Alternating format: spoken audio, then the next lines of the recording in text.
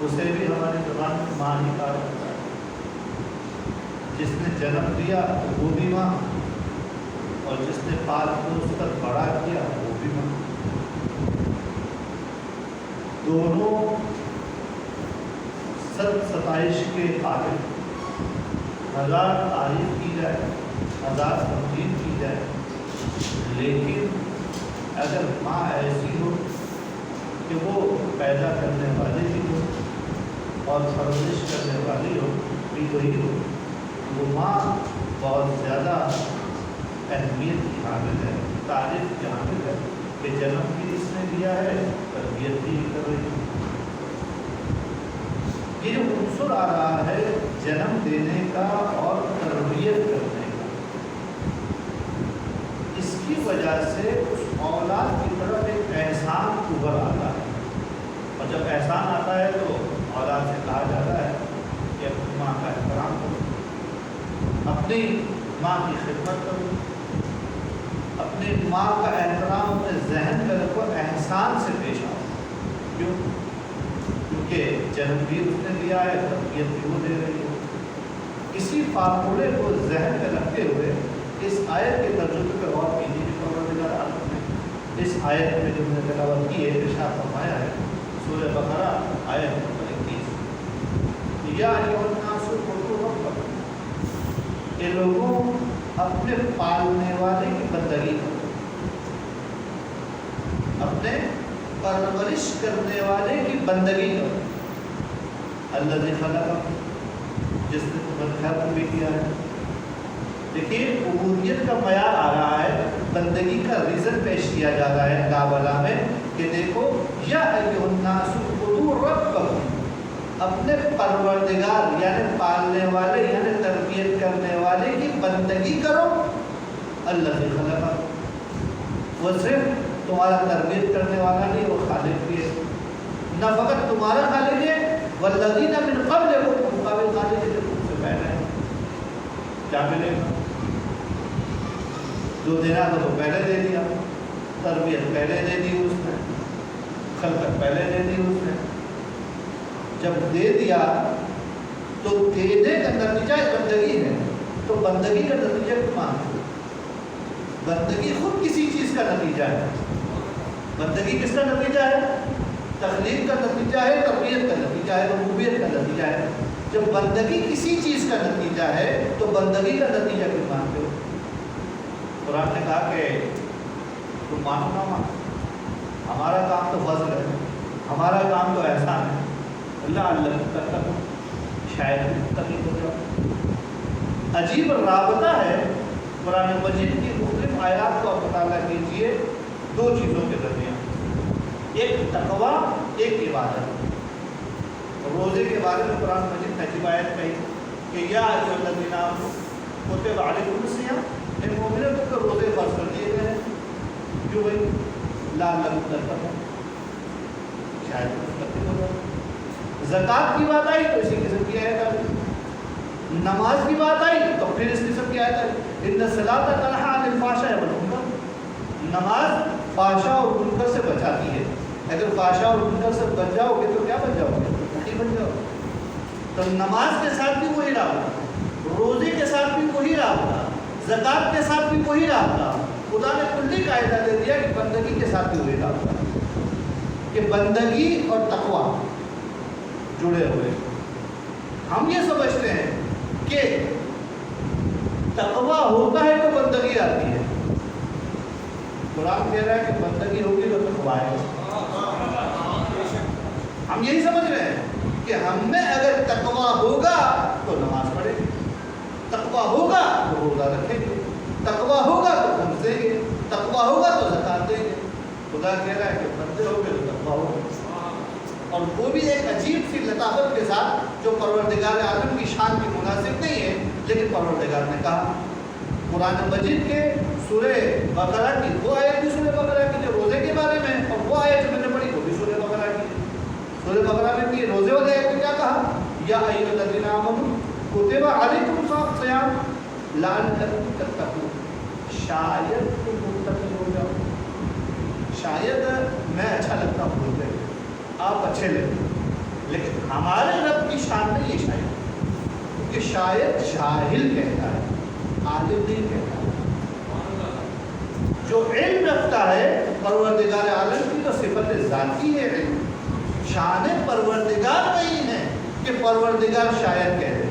اور یہ جو آیت پڑھی وہاں پر یہ جملہ ہے کہ یا ایھا الناس اعبدوا ربکم الذی خلقکم والذین من قبلکم لعلکم تتقون. شاید متقی ہو جائے. یہ شاید سمجھنا بڑا ہے، کیونکہ شاید اگر یہ سمجھ میں آ گیا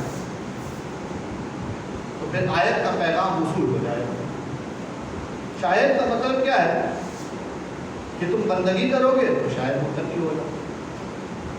دیکھتے ہیں دنیا میں، ملاحظہ کرتے ہیں، ڈھونڈتے ہیں ان لوگوں کو کہ جنہوں نے بندگی کی ہے، جنہوں نے بندگی کی ہے، نمازیں لمبی لمبی پڑھی ہیں، روزے مفصل رکھے ہیں، زکوٰۃ میں اپنی جائیدادیں لٹا دی ہیں.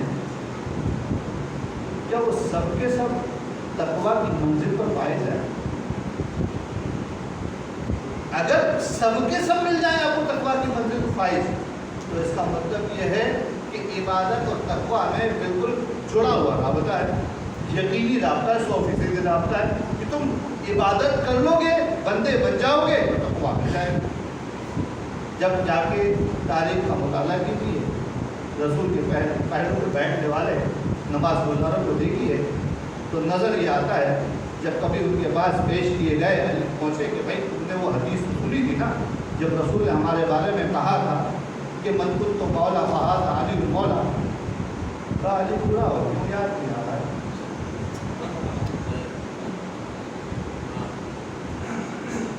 نمازی بڑے تھے، مفصل رسول کی خدمت میں رہتے تھے، لیکن فراموشی اس کی آئی کہ یاد نہیں رہا تو 1 لاکھ کا وہ اجتماع یاد نہیں رہا، یاد نہیں رہا تو خصوصی ممبر یاد نہیں رہا.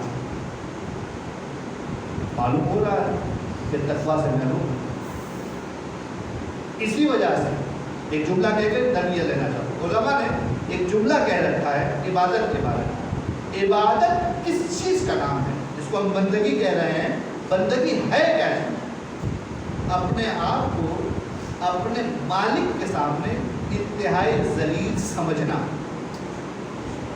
خود کو اپنے خالق، اپنے مالک، اپنے رب کے سامنے انتہائی ذلیل، انتہائی کمتر، انتہائی ناقص سمجھنا، یہ بندگی ہے. اچھا یہ انتہائی جو کہہ رہا ہوں اس انتہائی کی بھی انتہا نہیں ہے. کوئی اپنے آپ کو اپنے رب کے سامنے 10 درجے کا ذلیل سمجھتا ہے، کوئی اپنے آپ کو اپنے رب کے سامنے 100 درجے کا ذلیل سمجھتا ہے، کوئی اپنے آپ کو اپنے رب کے سامنے 1000 درجے کا ذلیل سمجھتا ہے۔ یہ سب کے سب اپنے اعتبار سے اپنے رب کے سامنے اپنے آپ کو ذلیل سمجھتے ہیں، لیکن سمجھنے کی کیفیت الگ ہے۔ ایک 10ویں درجے میں کھڑا ہوا ہے، ایک 1000ویں درجے میں کھڑا ہوا ہے۔ یہیں سے بندوں کی بندگی میں فرق نکل کے آتا ہے۔ بھائی بندہ تو وہ بھی ہے جو 10 درجے کی ذلت کو محسوس کر رہا ہے، اور بندہ تو وہ بھی ہے جو 1000 درجے کی ذلت کو محسوس کر رہا ہے۔ بندے سب بندے ہیں، لیکن فرق ہے، اور کیا عجیب فرق ہے۔ یہ بالکل ایسا ہی ہے، میں آپ کو مثال دے کے سمجھاؤں۔ بحث کہیں سے کہیں جا رہی ہے، لیکن پکڑ کے لے کے آئے گی دوبارہ۔ آلو تو پھر آلو ہی ہوتا ہے نا، آلو چھوٹا ہو یا بڑا ہو، سرخ ہو لال آلو ہو یا نارمل آلو ہو، نئی فصل کا آلو ہو یا پرانی فصل کا آلو ہو، فرینچ فرائز کی صورت میں یا سالن کی کٹنگ کی صورت میں ہو، یہ آلو میں کوئی فرق ہے؟ آلو کے کوئی درجے ہیں، یہ زیادہ آلو ہو کم آلو؟ آلو ہونے میں سب آلو اچھا نہیں، کچھ چیزیں ہر چیز ایسی نہیں ہوتی کہ جس کا ہر فرد ایک جیسا ہو۔ فیکٹری سے نکلے ہوئے جو گلاس ہوتے ہیں، آپ ایک ڈائی سے نکال کے 1 کروڑ گلاس نکال لیں، سب کے سب ایک جیسے ایسے، لیکن کچھ چیزیں ایسی ہوتی ہیں ان میں فرق بہت ہوتی، ایک ہی خاندان کی، عنوان ایک ہی ہوتا ہے، لیکن فرق بہت ہوتا ہے۔ سفیدی کو دیکھ لیجیے، سفیدی جس ہم سفید کہتے ہیں، ایک سفیدی یہ ماربل پہ ہے آپ کے سامنے سفید، ایک سفیدی دودھ کی ہوتی ہے، ایک سفیدی آم کے اندر جو سفید ڈھیلا ہوتا ہے اس کی ہوتی ہے، اور ایک بچے کی آم کی ڈھیلے کی سفیدی ہوتی ہے، گھوڑے کی آم کی سفیدی ہوتی ہے۔ اتنی مثالیں سفیدی کی دیے، ان سب کے اندر درجے ہیں، اور اگر سب سے بڑھ کر جائیے تو آپ جو ہے وہ آسمان سے برستی ہوئی جو برف ہوتی ہے اس کی سفیدی دیکھ لیجیے، سب سفیدی ہے۔ وہ کپڑا جو آپ نے خرید کر لائے نیا نیا پہنا ہے وہ بھی سفید، اور 2 سال کے بعد اس کپڑے کو دوبارہ پہنے کے اس وقت بھی سفید ہوگا، لیکن دونوں کے سفید، جس کو کہتے ہیں قابل شدت مقام۔ بالکل یہی بات بندوں میں ہے، بندوں کی بندگی بھی اوپر نیچے ہوتی ہے۔ کچھ بندے ایسے ہوتے ہیں کہ بندگی کے 1000ویں درجے پہ فائز ہیں، اور کچھ بندے ایسے ہیں کہ جن کے بندہ ہونے کو بھی شرم آتی ہے، تو جن کے بارے میں خود قرآن مجید کہتا ہے کہ اولئک کالانعام، یہ تو چوپائے جیسے ہیں، چوپائے جیسے ہیں، بل ہم اضل سبیلا، بلکہ اس سے بھی گئے گزرے ہیں۔ تو لہٰذا بات کہنا چاہتا ہوں کہ پروردگار عالم نے ربوبیت کے ساتھ جوڑ دیا ہے بندگی کو، اور کس چیز کے ساتھ جوڑا ہے بندگی کو؟ خالقی کے ساتھ، کہ میں نے خلق بھی کیا ہے، میں تمہارا رب بھی ہوں، لہٰذا تم میری عبادت کرو۔ سوال اپنی جگہ پہ کھڑا ہے، سوال یہ ہے کہ تقویٰ ہو تو بندگی آتی ہے، یا بندگی ہو تو تقویٰ آتا ہے؟ اور اس سے بڑھ کر سوال یہ ہے پروردگار عالم نے شاید کیوں کہا؟ تو سمجھنے کا آسان طریقہ یہ ہے کہ جب بارش کا موسم آتا ہے تو بارش برستی ہے، پورے شہر میں برستی ہے، لیکن اگر شہر کراچی کے وسط میں برسے تو آپ کو معلوم ہے کیا بن جاتا ہے، اور یہی شہر کراچی کے اطراف میں برسے تو سبزہ آ جاتا ہے۔ زمین پر ہی برسی ہے، بارش بھی برسی ہے، بڑی طاقت تھی اس بارش میں، بڑا پوٹینشیل تھا، لیکن بارش کو قبول کرنے والی زمینیں الگ ہیں۔ وہ زمینیں الگ الگ ہیں کہ جس زمین پہ زرخیزی ہے، جس زمین پہ بارش برسی ہے اور زرخیزی نکل رہی ہے، اس کی کیفیت کچھ اور ہے، اور جس زمین پہ سیب و تھور پایا جاتا ہے اس کی کیفیت کچھ اور ہے۔ بالکل یہی بات کہ ہم نے عبادت کے اندر رکھ تو دیا ہے پوٹینشیل کس چیز کا؟ تقویٰ کا، لیکن یہ عبادت کس بندگی کس بندے پر ہو رہی ہے، کس جسم پر ہوتی ہے، کس مادے پر یہ عبادت آ رہی ہے؟ کیا اس مادے میں اتنا پوٹینشیل ہے؟ کیا اس مادے میں اس اسٹرکچر میں اتنی طاقت ہے کہ وہ تقویٰ لے سکے؟ عبادت وہ بھی کر رہا ہے، عبادت یہ بھی کرتا ہے، تقویٰ اسے مل رہا ہے، تقویٰ ایسے نہیں مل رہا۔ فرق عبادت کا ہے، فرق اس بندے کا، فرق ہے بندے کا۔ لہذا اپنے آپ کو بندہ بنائیں، بندہ بنائیں گے تو تقوی کے راستے پر آگے بہت زیادہ ہے، 30 درجے کا بھی بنتا ہے، 1000 درجے کا بھی بنتا ہے۔ آج شب ضربت امیر المومنین کے حوالے سے گفتگو ہو رہی ہے نا، وہ کون ہے؟ امیر کون ہے؟ امام المتقین۔ ہم تقویٰ کی بات کر رہے ہیں، ہم بحث یہ کر رہے ہیں، گفتگو یہ ہو رہی ہے کہ عبادت انسان کو تقویٰ تک لے کر جاتی ہے، اور تقویٰ انسان کو متقی بناتا ہے، اور متقی کا امام علی ہے۔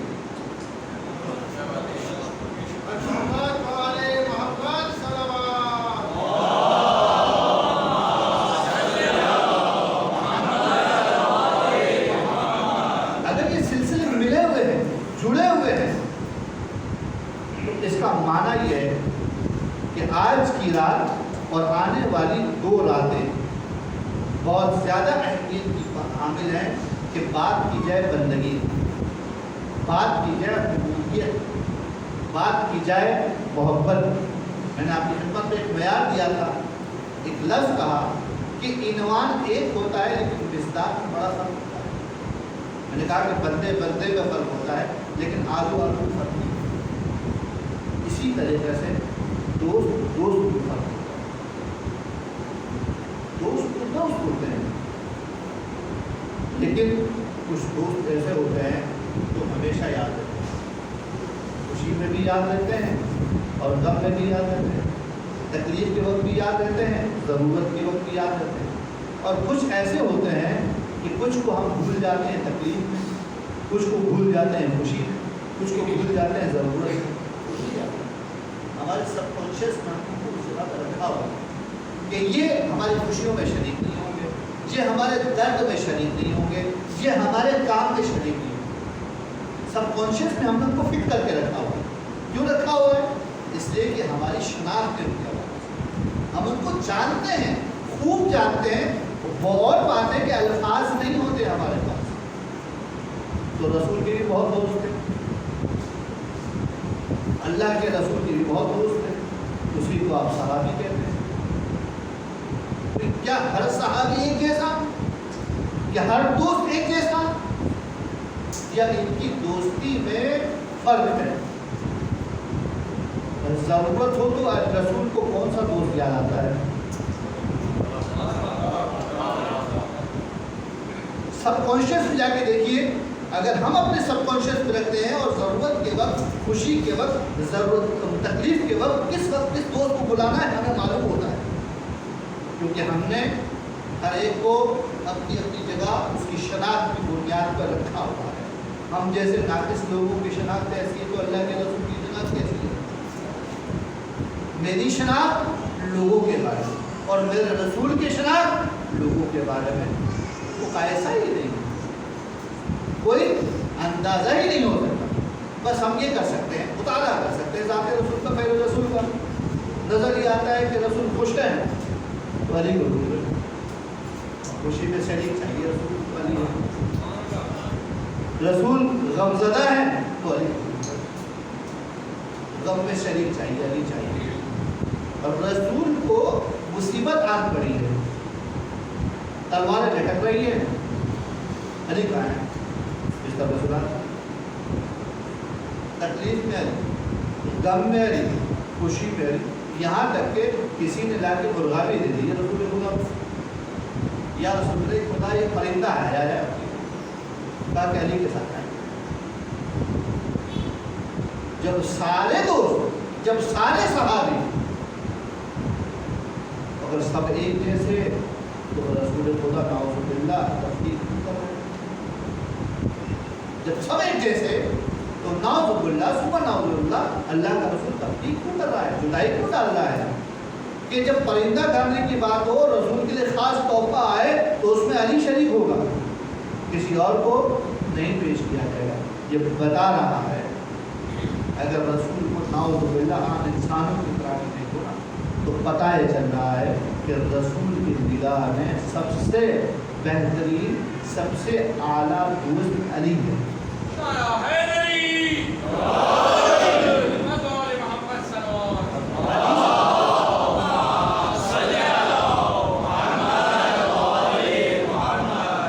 اور اگر علی سے پوچھو کہ تم رسول کو کیا سمجھتے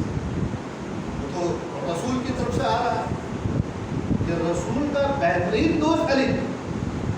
علی سے پوچھو کہ رسول کو کیا سمجھتے ہو؟ علی کا جواب ہے کہ انا عبد من عبید محمد، جو محمد کے بندوں میں سے ایک بندہ. گفتگو چل رہی بندگی، اور بندگی کسے کہتے ہیں؟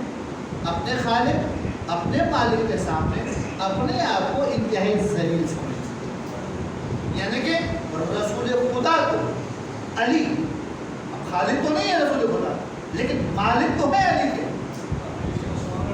اب علی اپنے آپ کو اللہ کے رسول کے سامنے انتہائی ذلیل سمجھتے، انتہائی حقیر سمجھتے، اتنا حقیر سمجھتے ہیں کہ کاؤنٹنگ میں لے کر آتے ہیں انا عبد من عبید محمد، میں محمد کے غلاموں میں سے بندوں میں سے ایک بندہ ہوں. اب اگر یہ بات سمجھ میں آ جائے تو پھر کوئی علی سے پوچھے یا علی جو اپنے آپ کو حقیر سمجھتا ہے، جو اپنے آپ کو ذلیل سمجھتا ہے، وہ کبھی بھی اپنے آقا کے برابر نہیں آتا. اس میں اتنی ضرورت نہیں ہوتی کہ اپنے آقا کے ساتھ بیٹھ کر ہم دیوانا ہو.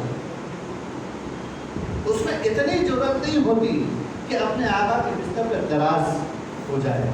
اس میں اتنی ضرورت نہیں ہوتی کہ اپنے آقا کے ساتھ جو ہے روانی سے گفتگو کرے. اگر انتہائی ذلیل سمجھتا ہے اپنے آپ تو اس کی کیفیت یہ ہوتی ہے کہ وہ اپنے آقا کے سامنے کلام میں جی جناب ہاں یس نو اس سے زیادہ نہیں ہوتے.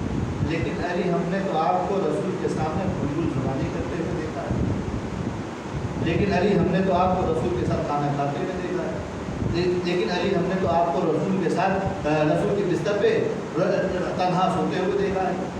اتنی ضرورت کہاں سے آئی؟ تو جواب آئے گا یہ سب کے سب ضرورتیں حقیقت میں میری ضرورت نہیں، یہ حقیقت میں آقا کا امر ہے، رسول کا یہ حکم ہے جس کا میں تابع دار ہوں. دیکھیے بندگی اپنے آپ کو انتہائی ذلیل سمجھنا، اور انتہائی ذلیل سمجھنے کا مطلب یہ ہے کہ اپنے درمیان اور خالق کے درمیان اس رابطے کو، اس فاصلے کو ایجاد کرنا جو تمہارا اور تمہارے مالک کے درمیان ہے. جب اتنا فاصلہ ایجاد کر دو گے، اپنے آپ کو اتنا ذلیل سمجھو گے تو اتنا قریب نہیں ہو سکتے. جب قریب نہیں ہو سکتے، قریب نہیں جا سکتے، تو پھر علی ابن ابی طالب علیہ السلام اور رسول خدا کے درمیان جو رفاقت ہے، جو دوستی ہے، اس کی کئی مثالیں ہیں. اب وہ ساری مثالیں اس کو نہیں دے پاؤں گا. سوال صرف یہ پیدا ہوتا ہے کہ ایسا کیوں ہے؟ جواب اتنا ہے کہ یہ امر مولا ہے، رسول خدا کا حکم ہے کہ میں رسول خدا کے حکم کا تابع دار ہوں اور ہر حکم میں اس بات کو انجام دوں. اب اگر بات یہاں تک آئے تو بندگی کے اگلے مرحلے پہ ہم جا رہے ہیں، اسے کہتے ہیں اطاعت. بندگی کیا ہے؟ اپنے آپ کو ذلیل سمجھنا. اطاعت کیا ہے؟ فرمان کو اوبے کرنا. دو والے چیز دوبارہ سے ڈیفینیشن لے کر آ رہا ہوں، خوش مطلب ہو رہا ہے لیکن ایک اچھا نتیجہ نکل رہا ہے. بندگی اپنے آپ کو اپنے مالک سے حقیر سمجھنا، ذلیل سمجھنا، کمتر سمجھنا، اذل سمجھنا. اور اطاعت کیا ہے؟ اطاعت کا مطلب یہ ہے کہ اپنے آقا، اپنے مالک، اپنے خالق کے ہر آرڈر کو اوبے کرنا. اب جب بندگی ہوتی ہے تو وہاں پر اطاعت خود بخود چلی آتی ہے. امیر المومنین علیہ السلام کی زندگی میں آپ کو یہی نظر آئے. اب اگر بچپن میں علی کہہ رہے ہیں کہ انا عبد من عبید آل محمد، عبید محمد، میں حضرت کے غلاموں میں سے غلام ہوں. جب اگر بچپن میں آپ دیکھیں کہ علی کسی کا منہ توڑ رہے ہیں، کسی کی کونڈی توڑ رہے ہیں، تو آپ اس کو بندگی پہ حمل کریں گے یا اطاعت پہ حمل کریں گے؟ یہ اطاعت رسول ہے یا رسول کی بندگی ہے؟ کہہ دیجیے یہی اطاعت ہے، یہی بندگی ہے. کیونکہ اطاعت اور بندگی جدا تو نہیں ہو رہی ہے، دو الگ چیزیں ہیں لیکن ایک جگہ قائم ہیں. اب اگر اللہ کے اور رسول کی بندگی میں، اطاعت میں علی یہ کام بچپن میں کر رہے ہیں تو اطاعت و بندگی، جوانی میں کریں تو اطاعت و بندگی، اور اگلے مرحلوں میں کریں تو اطاعت و بندگی. یعنی اس کا مطلب یہ ہے کہ علی جیسا بندہ رسول کو نہیں ملا،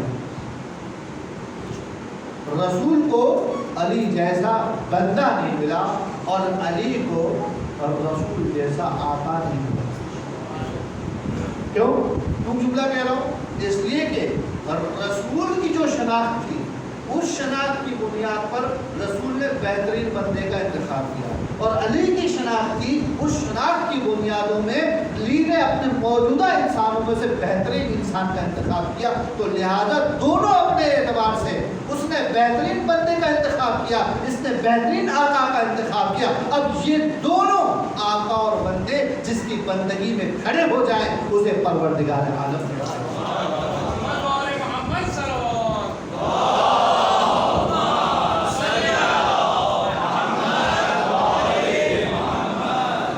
بندگی کے مختلف معراجیں ہیں۔ بعض مرحلے ایسے آتے ہیں کہ بندگی میں خواہش ختم ہو جاتی ہے، خواہش نہیں رہتی۔ وما تشاءون الا ان یشاء اللہ، کچھ نہیں چاہتا، وہی چاہتے ہیں خدا چاہتا ہے، تمہاری چاہت خدا کی چاہت۔ کیا مطلب ہے؟ اس کو یوں دیکھیں کہ جو چاہتا ہے خدا چاہتا ہے، اور جو وہ چاہتا ہے وہ یہی چاہتا ہے، خواہش ختم ہو گئی۔ وما تشاءون الا ان یشاء اللہ، یعنی کیا مطلب کہ خدا کی مرضی ہے، خدا کا منشا ہے، خدا کی چاہت ہے، خدا کچھ چاہتا ہے۔ ان بندوں کی کوئی چاہت نہیں، مگر کیا چاہت ہے؟ جو خدا کی چاہت ہے۔ کیا مطلب ہوا؟ خواہش ختم ہو گئی۔ اچھا جی، اب اگر ہمیں یہ دیکھنا ہو کہ خدا کیا چاہتا ہے، خدا کو تو نہیں دیکھ سکتے، ان کو دیکھ سکتے ہیں، ان کے ساتھ رہتے ہیں، ان کو حس کر سکتے ہیں، ان کو محسوس کر سکتے ہیں۔ اگر خدا کا منشا معلوم کرنا ہو، آیت کہہ رہی ہے وما تشاءون الا ان یشاء اللہ، تم کچھ نہیں چاہتے مگر وہی چاہتے جو خدا چاہتا ہے۔ اگر زمین پر رہنے والوں کو منشا خدا کی تلاش ہو، جستجو ہو، جاننا چاہتے ہو تو کیا کریں؟ جا کے دیکھو کہ رسول کیا چاہتے ہیں، جا کے دیکھو کہ علی کیا چاہتے ہیں، جا کے دیکھو کہ خاندان کے 12 امام کیا چاہتے ہیں۔ جو یہ چاہتے ہیں خدا وہی چاہتا ہے۔ اس کا مطلب یہ نہیں ہے کہ خدا نے اپنی چاہت کو ان کے حوالے کر دیا ہے، خدا کی اپنی چاہت ہے، ان کی کوئی چاہت نہیں، ان کی کچھ خواہش نہیں۔ اگر ان کی خواہش ہے تو خدا کی خواہش ہے۔ ہم بندے ہیں، ہمارے پاس شناخت نہیں ہے، خدا کے قریب نہیں جا پاتے، لیکن خدا کی شناخت چاہتے ہیں اور چاہتے ہیں کہ خدا کی چاہت کو پہچانیں۔ تو دیکھو کہ ان کی کیا چاہت ہے۔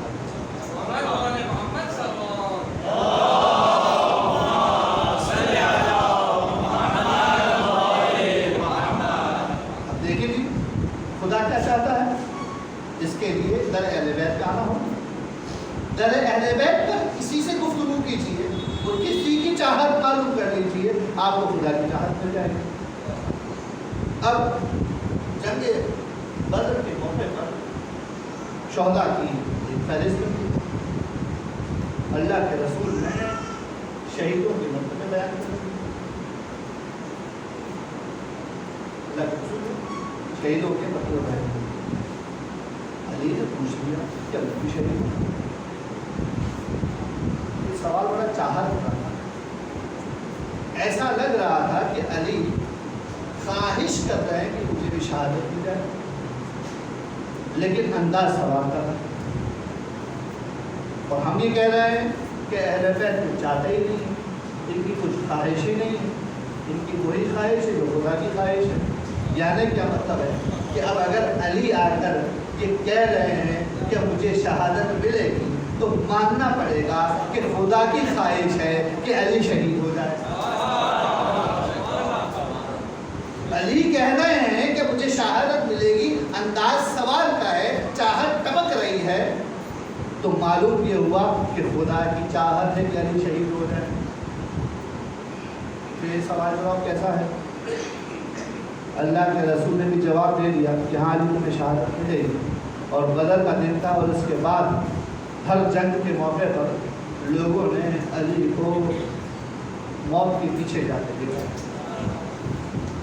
بڑے بڑے رسول کے صحابی تھے جن کے پیچھے موت لگی ہوئی تھی، لیکن اتنے تیز تھے کہ چکما دے جاتے تھے. البتہ موت کو تو چکما نہیں دے سکتے تھے, وہ مشرکین کو چکما دے جاتے تھے. لیکن امیر المومنین کے بارے میں یہی ملتا ہے کہ حضرت موت کے پیچھے ہیں. کسی نے ٹوک دیا ظاہر جنگ صفین کے موقع میں, بولا آپ سپر کے بغیر جا رہے, خیر تو ہے کہ مجھے پرواہ نہیں ہے اس بات کی کہ میں موت پر جا گروں کہ موت مجھ پہ آ گئی. یہ جواب سوال کرنے والے کے حساب سے ہے, ورنہ علی کو پرواہ ہے. علی کو پرواہ ہے کیونکہ علی کو شہادت مطلوب ہے, کیونکہ خدا کو شہادت مطلوب ہے. علی کی نگاہیں شہادت پر ہے, لہذا موت سے غافل ہے. آپ نے بھی یہ کیا بات ہوئی کہ شہادت مطلوب ہے, موت سے غافل ہے. موت کا مطلب یہ ہے کہ جسم سے روح نکل جانا, اور شہادت کا مطلب یہ ہے کہ اللہ کی رضا کے لیے روح نکل جانا. مجھے اس سے کوئی پرواہ نہیں کہ بدن میں روح رہتی ہے یا روح نہ رہے, لیکن مجھے اس بات کی پرواہ ہے کہ اللہ کے لیے میرے بدن سے روح نکلے. کیونکہ ہر جنگ میں میرا مولا علی بن ابی طالب مسلسل اس کوشش میں ہے کہ شہادت نصیب ہو جائے. اب مسلسل شہادتیں, اور کیسا جوان, کیسا شہسوار, اور کیسا سپاہی, اور کیسا محافظ. جنگل احد آئی تو 70 تلوار ہو گئی. علی انتہائی زخمی ہو گئے. جب آواز دی کسی منادی نے کہ رسول اللہ شہید کر دیے گئے, جو منصب کے پجاری تھے, جو اپنے عصبہ یعنی تعصب کے نتیجے میں اسلام لے کر آئے تھے, وہ سب بھاگتے ہوئے نظر آئے. علی نے جھوٹا تاریخ نقل کر دیا کہ جب مجھے یہ پتا چلا, میرے کانوں میں یہ صدا آئی کہ رسول خدا شہید کر دیے گئے, تو میں نے افسوس کیا, خدا نے اپنی امانت کو زمین سے اٹھا لیا, اب جی کیا کروں.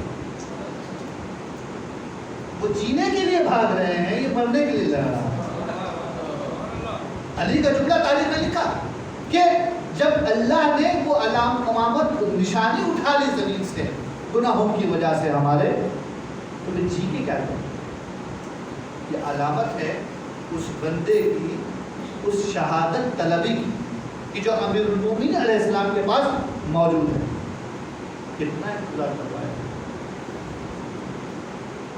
خدا کہتے ہیں نا کہ جب بندے کو کچھ دینا ہوتا ہے اور بڑی محبت ہوتی ہے تو بہت کھینچ کر دیتا ہے. جتنا عشق زیادہ ہو نا دعا کے معاملے میں, جتنی زیادہ تڑپ ہو نا, تو پروردگار عالم بھی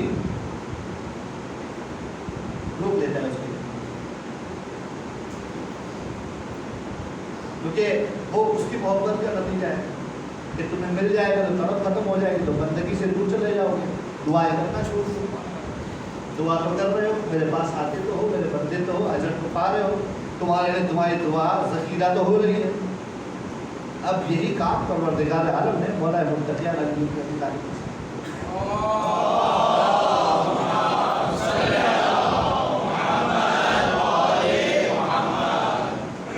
کہ مولا متقیان اس بھری جوانی میں شہادت کے کو طلب کر رہے ہیں, اور ہر جنگ کے موقع پر سوال نہیں جا رہا. اور اگر عشق ہو شہید ہونے کا تو کیا کیفیت ہوتی ہے. آپ کو ہمارے معاشرے میں مل جائیں گے کہ ہر شہید کے جنازے کو پہنچ جاتا ہے, بڑا اہتمام کرتا ہے, بڑی اس کو ویلیو دیتا ہے, اہمیت کا حامل ہے. کیوں کہ مرتبہ اتنا عظیم, چاہت ہے اس کے پاس. تو حضرت علی کی کیفیت یہی ہے کہ جب شہید ہو رہے ہیں تو علی کے ساتھ بہت سارے شہید ہو رہے ہیں. حمزہ گئے, چچا چلے گئے, علی جاتے جا رہے ہیں اور شہید ہوتے جاتے جا رہے ہیں, اور علی اپنے ہاتھوں سے ان کو جنگوں میں موجود ہے. کسی کی تیمارداری بھی کی, کسی کو دفن بھی کیا, لیکن اپنی خواہش دل میں رکھی. جب بھی شہادت کی بات آتی ہے تو آج بھی ہر شہید شہادت کی خواہش والے کے دماغ میں تیر و تبر, نیزہ, گولی, پستول ٹینک آتا ہے. بستر نہیں آتا، نہیں آتا۔ جس کے ذہن میں آپ جائیے بات کیجیے شہادت کی، کس بات کی ہوتی ہے؟ تلوار، نیزہ، تبر، پرچی، گولی، ٹینک، ایٹم بم، یہ باتیں آتی ہے نا، کیونکہ اس کو انسان بہترین مزدار سمجھتا ہے۔ خدا نے میرے مولا کو شہادت کی تو کہا مسجد، اور ابھی تک مسجد میں دھماکے ہونا شروع نہیں ہوئے۔ یہ وہ زمانہ تھا کہ ابھی مسجدوں میں دھماکے رکھنے کی بنیاد نہیں کی گئی، رکھی نہیں گئی دھماکے کرنے، بلکہ تلوار چلانے کی پہلی بنیاد رکھی جا رہی ہے۔ اور وہاں میرا مولا علی بن ابی طالب ہے کہ رمضان کے روزے، عبودیت کی معراج، کتب علیکم الصیام لعلکم تتقون کی منزل، اور 18 روزے گزر گئے۔ انتظار تو کئی سالوں سے ہو رہا ہے، نصف صدی بیت چکی ہے انتظار کرتے، شاید اس سے بھی زیادہ، کب شہادت ملے۔ علی کی حکومت کی جنگیں بھی ختم ہو گئی ہیں، صفین گزر گئی، نہروان گزر گئی، جمل گزر گئی، اور اسی رمضان کے مہینے میں جمل والی بھی گزر گئی۔ درود پڑھیں۔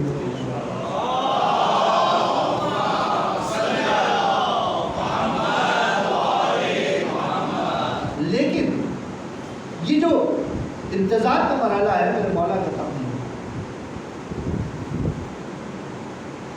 طریقہ کیا ہے امیر المومنین علیہ السلام کا؟ طریقہ یہ ہے کہ کوفہ کے گورنر ہیں، والی ہیں، نہیں، امیر المومنین ہیں، پوری سلطنت اسلامیہ ان کے ہاتھوں میں، لوگوں نے بیعت کی ہے، اور مزاج کیا ہے میرے مولا؟ رات کسی عزیز کے یہاں افطار،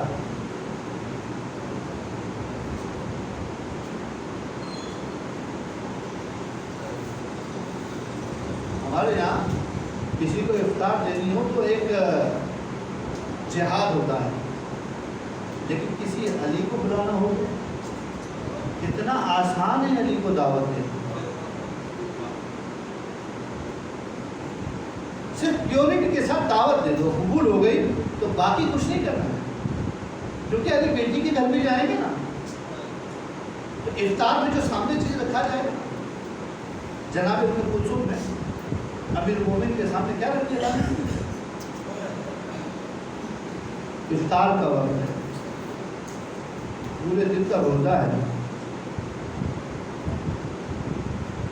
نمک رکھ دو، دودھ رکھ دو، چوکی رکھ دیا۔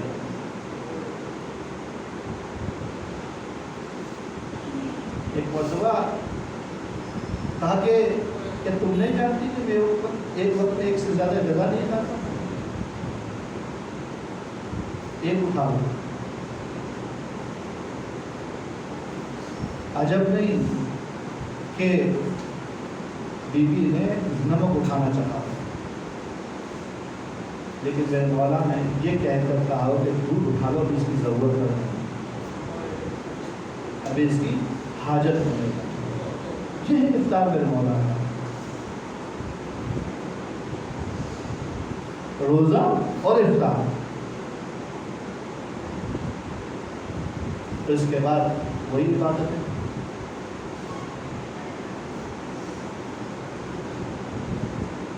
مصلی عبادت کریں، کچھ دیر کے بعد باہر جاتے ہیں، آسمان کو دیکھتے ہیں، پھر واپس آ جاتے ہیں، کچھ دیر کے بعد پھر آسمان دیکھتے ہیں، پھر واپس آ جاتے ہیں۔ وہ یوں سمجھ لیجیے کہ آپ کو کسی اہم کام سے جانا ہو اور ٹائم معین ہو، ساتھ میں گھڑی، تو کیسے گھڑی کے ساتھ گھماتا ہے ٹائم ہوا؟ میرا مولا باہر نکلتا ہے، آسمان سے نکالتا ہے، واللہ یہ وہی رات ہے جس کا مجھ سے وعدہ کیا گیا. ولا کذبت، اور مجھ سے کبھی جھوٹ نہیں کہا گیا. باہر جاتے ہیں اندر آتے ہیں، باہر جاتے ہیں اندر آتے ہیں. علی بے چینی کس بات کی ہے، بے قلی کس بات کی ہے؟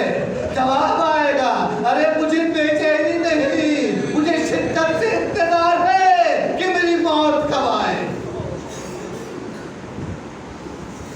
ابھی یہ پوری رات اسی بے قلی اور اسی انتظار میں ہو رہا. صبح کا ہنگامہ آیا، اور صبح کے ہنگام کے وقت جب میرے مولا علی بن ابی طالب کو بلانے کے دروازے پر دق الباب ہوا تو گھر سے کسی کو کہہ دیا آپ آج بابا آج فلانی کو بھیج دیجیے. مولا نے خاص کیا کہ نہیں، اور اب گھر سے میرا مولا تیار ہو گیا. تیاری کی کیا کیفیت ہے؟ یہ جہاد کے لیے جا رہا ہے، شہید ہونے کے لیے.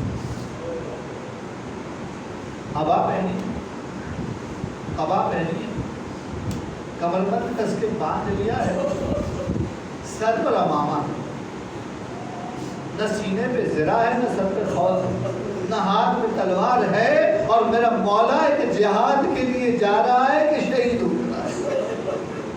ارے عزیزو، ایسے بھی کوئی جہاد کے لیے جاتا ہے؟ ہاں میرا آقا میرا مولا اسی طریقے سے جاتا ہے. ایک مرتبہ جب گھر سے باہر نکلنے لگے تو مرغابیوں نے راستہ روک لیا. ارے مرغابیاں تو جانتی ہے کہ مولا آپ جائیں گے تو پھر اپنے پیروں پر پلٹ کر نہیں جائیں گے.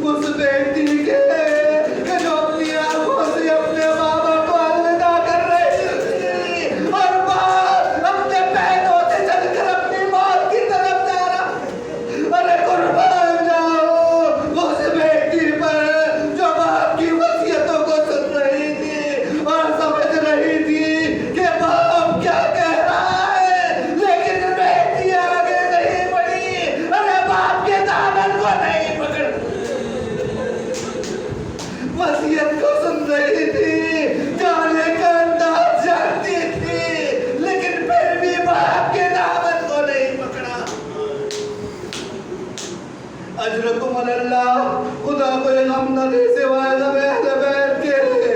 میرا مولا ایک مرتبہ اور آگے بڑھا. ارے اب جو آگے بڑھا، ارے کمر بند دروازے سے الجھ گیا.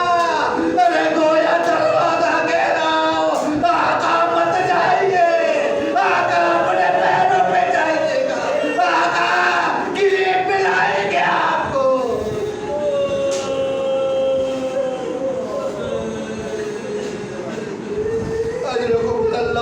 خدا کوئی غم نہ دے سوائے غم اہل بیت کے.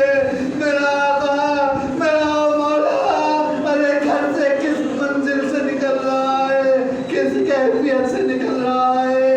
ارے روک رہی ہے تو مرغابیاں، وہ روک رہا ہے تو دروازہ، ارے نہیں روکتی تو بیٹی نہیں روکتی. اجرکم اللہ. میرا مولا گھر سے رواں ہوئے، مسجد سے پہنچے، اور پہنچنے کے بعد نافلہ کچھ انجام دیا. ایسا لگ رہا تھا کہ گویا جیسے مسجد میں داخل ہونے کی وہ نماز تحیت ہے کہ مسجد کا استقبال ہو رہا ہے، مسجد کا احترام ہو رہا ہے، نماز پڑھ رہا ہے. آج کی 2 رکعت جو پڑھی ہے نا، ایسا لگ رہا ہے کہ شہادت کا استقبال میرا مولا شہادت کی منزل کے لیے اس 2 رکعت نماز کو انجام دے، نماز انجام دی۔ اور اس کے بعد مولا نے خود جا کر مسجد میں سونے والے معتکفین جو اعتکاف میں تھے، جو مسجد میں موجود تھے، استراحت کر رہے تھے، آرام کر رہے تھے، جگایا کہ جاگو کہ نماز کا وقت ہے۔ ایسے میں شقیق ابن ملجم کو جب اونھا لیٹا ہوا دیکھا تو مولا نے اسے بھی نماز کی سعادت سے محروم کہا کہ اٹھ جا، مجھے معلوم ہے کہ نے اپنے نیچے کیا چھپا رکھا ہے، لیکن یہ سونا مومنین کے طریقے کا سونا نہیں، مومنین ایسے نہیں سونا۔ اپنے قاتل کو بیدار کیا اور بیدار کرنے کے بعد مصلی عبادت پر تشریف لے آئے۔ پھر مولا پھر آقا علیہ تعلیم کائنات کا مولا، عالم کا مشکل کشا اور رسول کا صحابی، آج آخری تکبیرۃ الاحرام کہنے والا ہے نماز کے لیے۔ بس میرے مولا نے نماز کا آغاز کیا،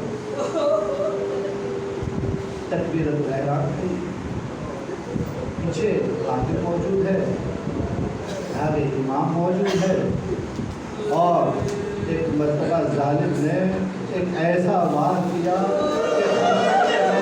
خیبر سے جو وار کیا تھا، ارے اس پر وہ ضربت لگائی اور شہر میں پوچھا ہوا خنجر اس طریقے سے چلا کہ میرے مولا کا سر شکافتہ ہو گیا، آواز بلند ہوئی، بلاغت قتل الامیر المؤمنین، آئے علی مارے گئے، آئے لقد حلفت ارکان الہدا، ہدایت کے ارکان گر گئے، کائنات کا مولا گر گیا، ارے ظالم کا مار دیا، ارے وہاں کا خانہ بچا، جہنماتیوں نے خانہ بچا، ارے ظالم بھاگا، قاتل بھاگا، ارے قاتل کو نے روکا، ہتھیلی چلی بہ جائے، ارے میرے مولا نے کہا کہ کچھ نہ ہو، نماز انجام دی جائے۔